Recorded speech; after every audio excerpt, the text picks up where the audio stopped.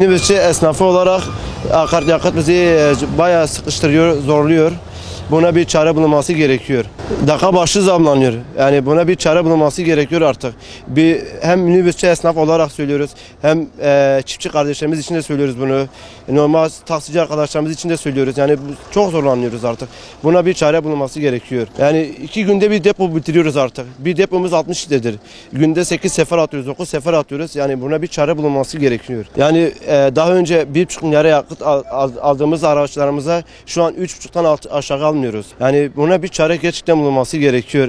Buna bir dur diyecek bir çare bulunmasını istiyoruz.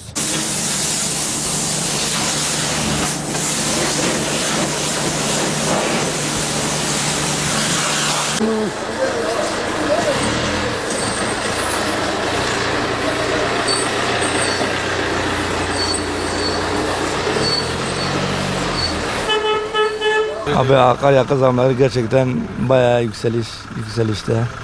Biz bu durumdan çok şikayetçiyiz. Gerçekten her geçen gün akaryakıtlar zamlanıyor. Siz de biliyorsunuz, millet de biliyor.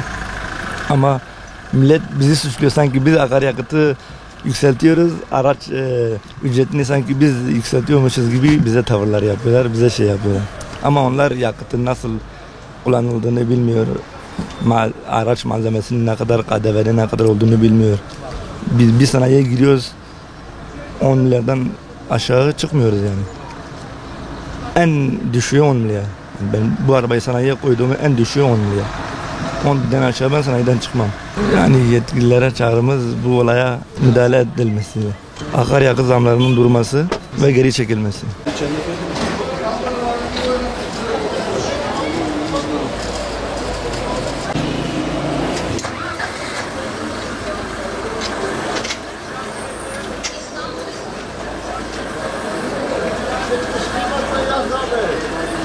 Etkiliyor abi, nasıl etkilemiyor?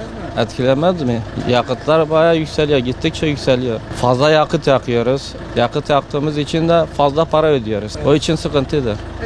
En büyük akaryakıttır. Yetkililerden talebimiz biraz indirim yapmamaları lazım. Zamlar dursa iyi olur. Etkiliyor bayağı. Bu durum bayağı işlerimizi etkiliyor.